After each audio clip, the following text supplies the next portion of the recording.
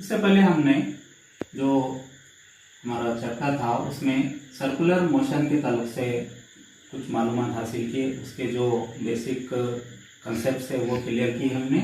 दायरे हरकत से मुतालिक हमने कुछ बातें सीखी।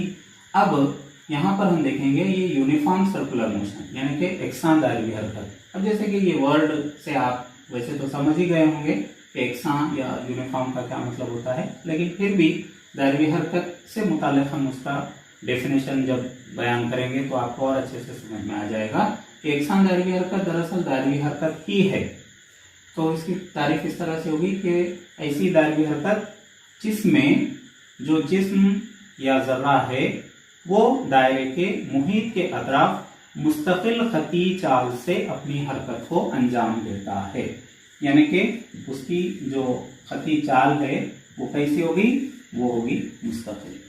यानी कि uniform circular motion is a circular motion in which the object performs the circular motion with constant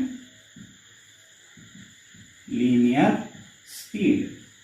यानी कि उसकी जो लीनियर स्पीड है वो हमेशा कांस्टेंट रहेगी। वो जो दायरा है, अब अगर ये दायरा हम लेंगे तो ये उसका सेंटर, और वो अगर समझो कि ये ए पोजीशन पर है, उसके बाद जहां पर भी वो अगर एंटी क्लॉकवाइज डायरेक्शन में घूम रहा है तो वो किसी भी मुकाम पर हो इस हरकत के दौरान उसकी जो खती चाल है वो हमेशा मुस्तकिल ही रहेगी। The linear speed is always constant in the uniform circular motion. अब जैसे कि अगर हम इसकी मिसाल अगर देखें तो आम मिसाल भी हम देख सकते हैं कि अगर कोई घड़ी अगर हम लेंगे, चाहे वो हाथ की घड़ी हो या दीवार की घड़ी हो, कौन सी भी अगर हम घड़ी लेंगे तो उस घड़ी में जितने भी कांटे होते हैं, चाहे वो सेकंड का कांटा हो या मिनट का हो या घंटे का हो, वो तमाम जो घड़ी के कांटे होते हैं वो सब के सब जो अपनी हरकत अंजाम देते हैं वो यूनिफॉर्म सर्कुलर मोशन ही होती है, एकसान दायरे हरकत होती है। क्योंकि एक चक्कर जब वो लगाता है तो जितना टाइम लगेगा दूसरा चक्कर उतनी ही देर में लगाएगा, फिर तीसरा चक्कर, चौथा चक्कर उतनी ही देर में लगाएगा। इसी तरह से आप और भी दूसरी बहुत सारी मिसालें देख सकते हैं।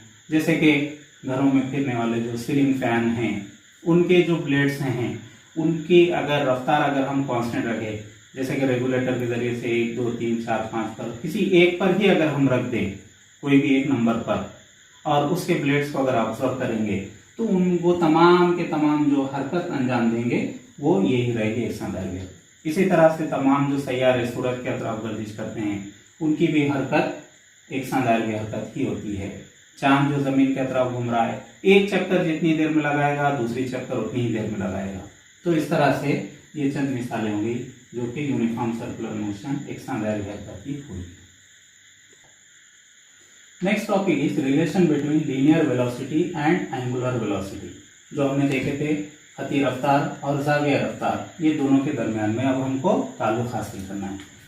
लीनियर वेलोसिटी या खती रफ्तार जिसको हम v से जाहिर करते हैं, और एंगुलर वेलोसिटी यानी कि जाविया रफ्तार जिसको हम ओमेगा से जाहिर करते हैं।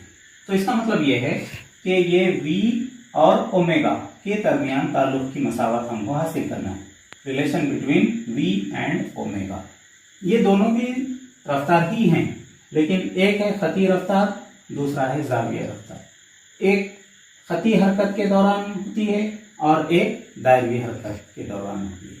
अब यहाँ पर हमको अब अगर हम ये एक दायरे हरकत तस्वुर करें कि फर्ज कीजिए इस दायरे के मुहित के अतराफ एक पार्टिकल, एक जर्रा दायरे हरकत अंजाम दे रहा है।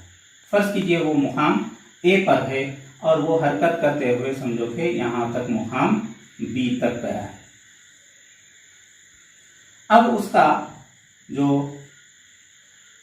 सिमती निस्फ खतर है, रेडियस वेक्टर है, अब वो ओ ए से ओ बी तक जाएगा, यानी कि ये भी आ ही रहेगा। इस दौरान वो ये जावियाई हटाओ यहां पर तय करता है डी थीटा, और यहां पर ए से बी के दौरान जब ये खती हटाओ यहां पर पैदा होगा उसको डी एस से जाहिर करेंगे। अब यहां पर हमारे पास जो जनरल फार्मूला है खती रफ्तार यानी कि लीनियर वेलोसिटी v मसावी है। खती रफ्तार का जो जनरल फार्मूला है वो है खती हटाओ बटे वक्त, यानी कि linear velocity is the ratio of the linear displacement with the time. Therefore v equal to खती हटाओ, यहाँ पर ds डिवाइडेड बाय वक्त। फर्स्ट कीजिए, अगर वो dt वक्त में अगर अपनी हरकत को a से b तक लेकर जाता है तो v मसावी है ds बाय dt। अब चूंकि ये भी एक सिमती मकदार है, इसलिए ये खती रफ्तार को हम v वेक्टर से जाहिर करेंगे। अब जैसे कि अब ये डी थीटा, यानी कि ये जो जाविया बन रहा है सिमती निस्फ कुतर के जरिए बनने वाले जाविये को हम डी थीटा यानी कि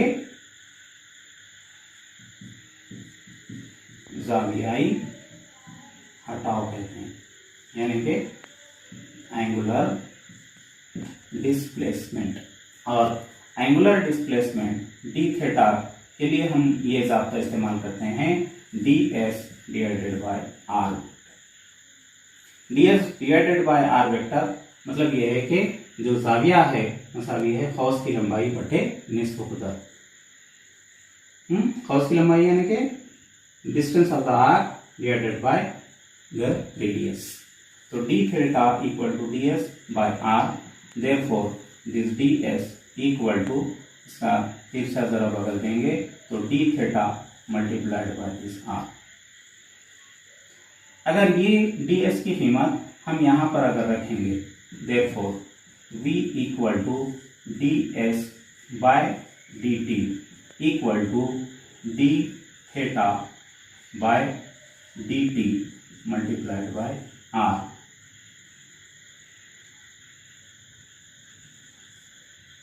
लेकिन बट हमारे पास एक इक्वेशन है d theta by d t equal to omega, यानी कि जावियाई रफ्तार angular velocity is the ratio of the angular displacement with the time. Therefore this equation becomes v equal to d theta by d t, इसकी जगह हम रखेंगे omega cross r।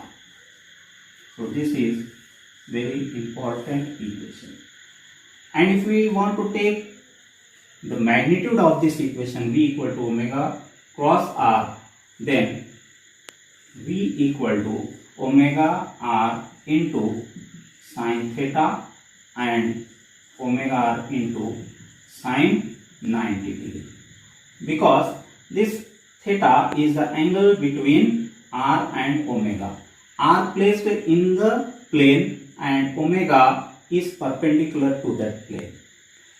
R और omega के दरमियान में थीटा है, इस वजह से R जो है वो दायरे की मुस्तवी में है और ओमेगा उसकी जो सिमत होती है वो हमेशा उस मुस्तवी को उम्मुदन होती है। इस वजह से मुस्तवी में और मुस्तवी को उम्मुदन इन दोनों के दरमियान में 90 दर्जे का जाविया होता है, क्योंकि वो उम्मुदन है। इस वजह से ओमेगा आर साइन 90 की वैल्यू 1 होती है, लिहाजा v equal to omega into R. ये v वेक्टर मसावी omega vector cross r vector उसकी खदर है। मतलब ये है कि v खती रफ्तार और ओमेगा ये है जाविया रफ्तार और r जो है वो सिमती निस्फ कुतर। v is the linear velocity, omega is the angular velocity, and r is the radius vector. So this is the relation between linear velocity and angular velocity. Next relation है relation between linear acceleration and angular acceleration. अब हम यहाँ पर देखेंगे खती इसरा और जाविया इसरा के दरमियान में क्या ताल्लुक है। जिस तरह से अभी हमने देखे थे खती रफ्तार और जाविया रफ्तार में ताल्लुक, अब यहाँ पर रफ्तार की बजाय इसरा हम यहाँ पर जैसे कि जनरल जो लीनियर एक्सेलरेशन का जो फार्मूला है ए यानी कि लीनियर एक्सेलरेशन यानी खती इसरा, linear acceleration a equal to definition के मुताबिक dv बाय dt, यानी कि linear acceleration is the change in the linear velocity with respect to the time. मतलब यह है कि खती इसरा यानी खती रफ्तार की वक्त के साथ तब्दीली की शरह को कहा जाता है। तो a equal to d v by d t, लेकिन अभी हमने जो रिलेशन देखे थे v equal to omega into r, या आप generally v equal to r omega बहुत सारी जगहों पर देखेंगे, तो आप v equal to omega r या v equal to r omega ये मैग्नीट्यूड की सूरत में यानी कि कदर की सूरत में आप इसको ले सकते हैं। लिहाजा a equal to d v की जगह पर अगर आप ओमेगा आर अगर इस्तेमाल करें डिवाइडेड बाय डी टी, तो ये होगा d omega by d t into r. तो ये d omega by d t, इसके लिए जो ओमेगा किसको जाहिर कर रहा है वो है ज़ावियाई रफ्तार को, एंगुलर वेलोसिटी को। अब angular velocity with respect to time is the angular acceleration. मतलब ये है कि ओमेगा किसको जाहिर करता है, ये ज़ावियाई रफ्तार को जाहिर करता है, और ज़ावियाई रफ्तार की वक्त के साथ जो तब्दीली की शरह है उसी को ज़ावियाई इसरा कहा जाता है। Therefore d omega by d t is alpha and this is r. Therefore, A equal to alpha into R या A equal to R alpha।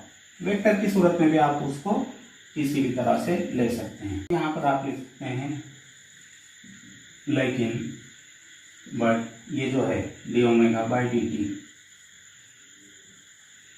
This is alpha. तो इस तरह से ये A equal to r alpha, ये है relation between linear acceleration यानी कि a और एंगुलर एक्सेलरेशन यानी कि अल्फा। ये खती इसरा और ज़ाविया इसरा के दरमियान में